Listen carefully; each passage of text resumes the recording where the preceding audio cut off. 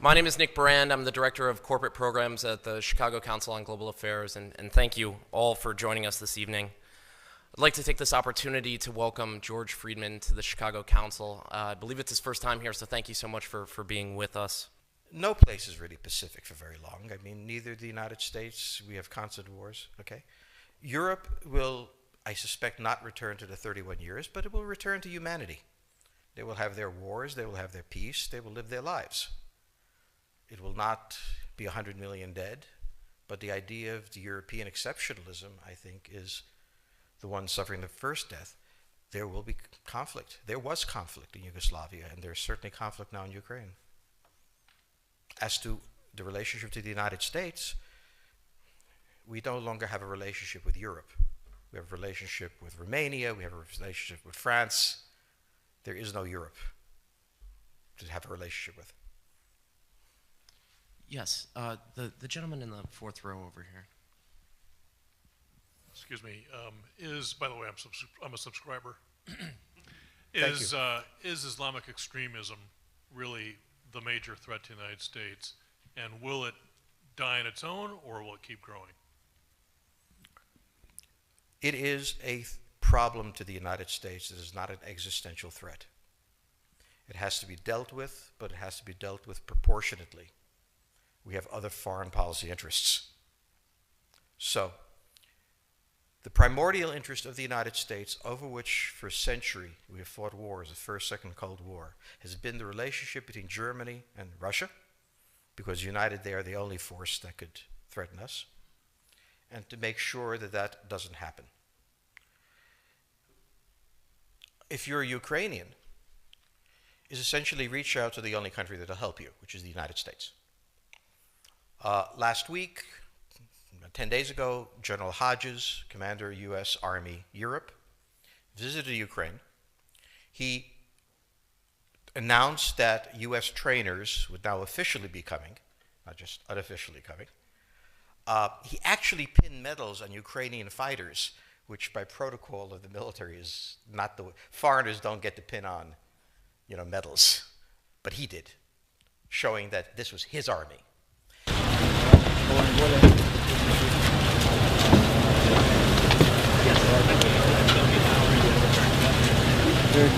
Дуже радий вас зустріти.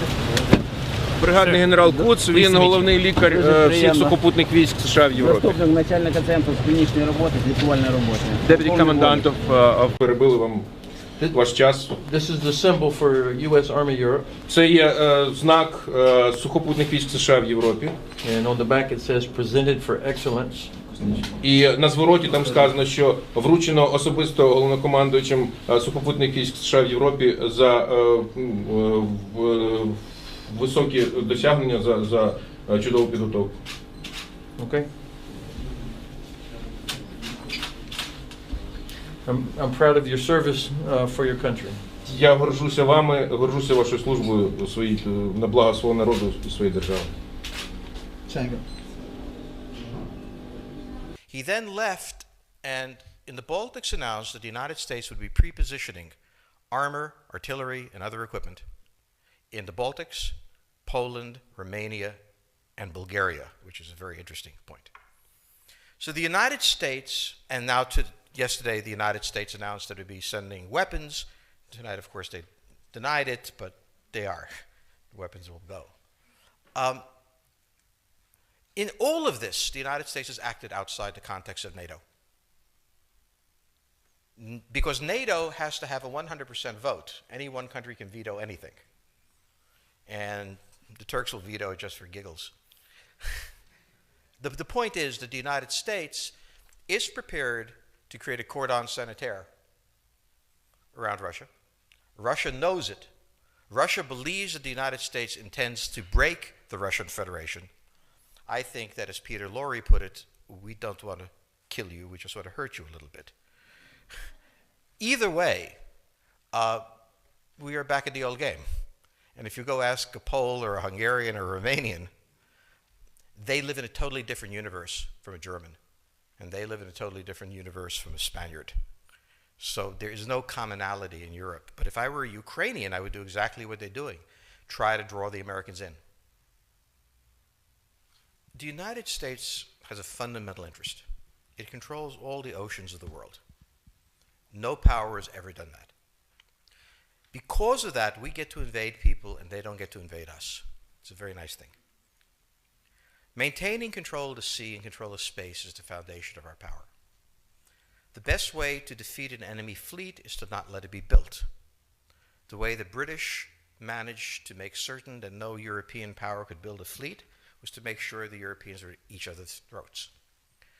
The policy that I would recommend is the one that Ronald Reagan adopted toward Iran and Iraq. He funded both sides so they would fight each other and not fight us. This was cynical. It was certainly not moral. It worked. And this is the point. The United States cannot occupy Eurasia. The moment the first boot sets the ground, the demographic differential is we are totally outnumbered. We can defeat an army. We cannot occupy Iraq.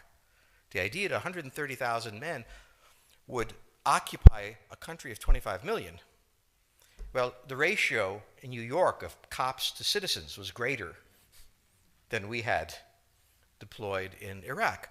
So we don't have the ability to go across, but we do have the ability to first support various contending powers so they concentrate in themselves with political support, some economic support, military support, advisors, and in extremis, do what we did in Japan, in Vietnam, in Iraq, and in Afghanistan, spoiling attacks.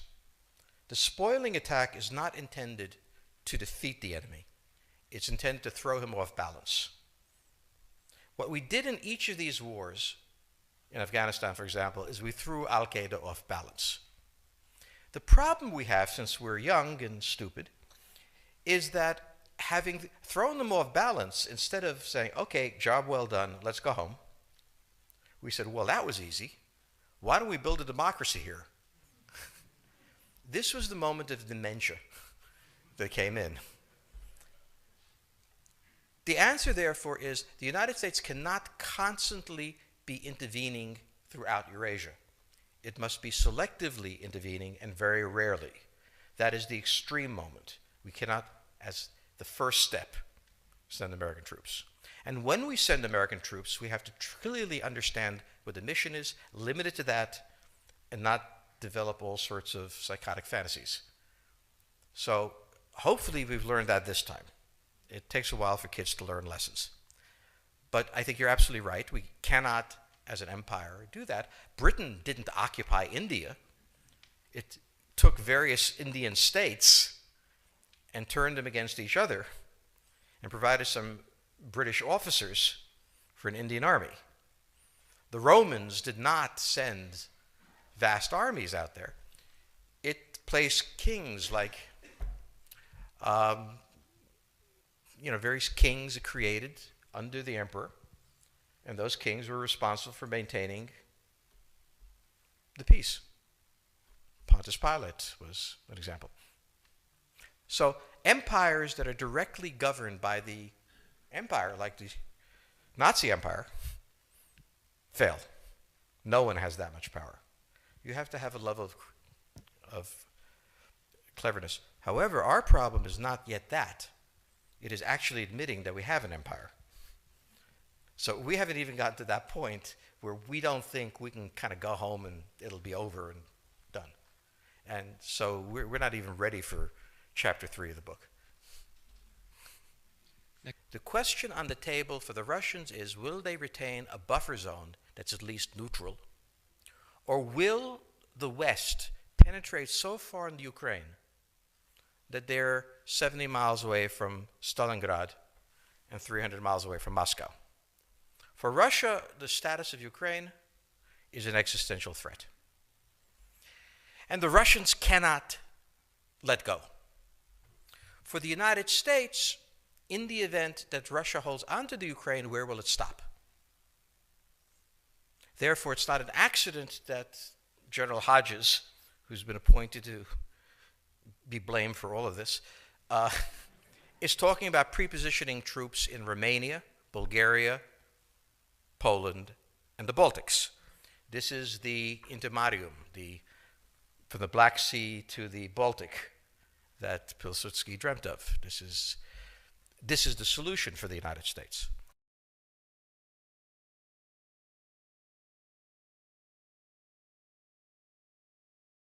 The issue to which we don't have the answer is, what will Germany do? So the real wild card in Europe is that as the United States builds this cordon sanitaire, not in Ukraine, but to the west, and the Russians try to figure out how to leverage the Ukrainians out, we don't know the German position. Germany is in a very peculiar position. Its former Chancellor, Gerhard Schroeder, is on the board of Gazprom. They have a very complex relationship to the Russians. The Germans themselves don't know what to do. They must export. The Russians can't take up the export. On the other hand, if they lose the free trade zone, they need to build something different.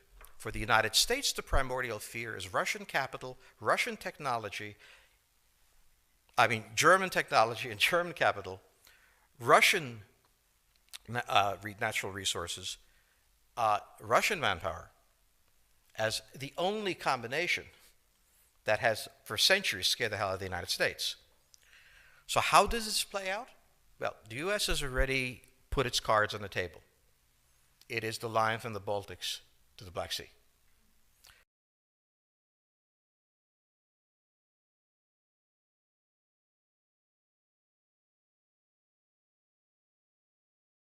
For the Russians, their cards have always been on the table.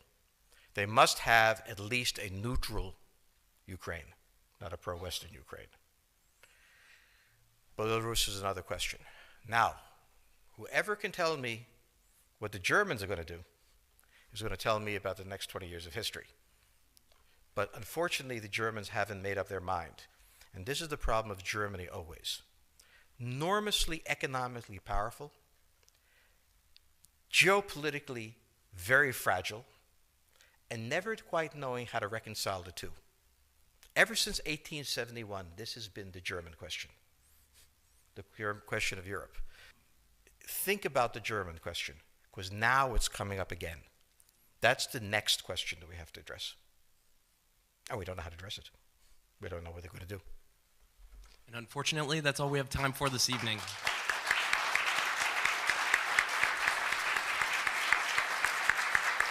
Thank you so much. Thank you so much, George Friedman. He'll be signing copies of his book in the rear of the room. Thank you as well to the Chicago Club for co-sponsoring this evening. Good night.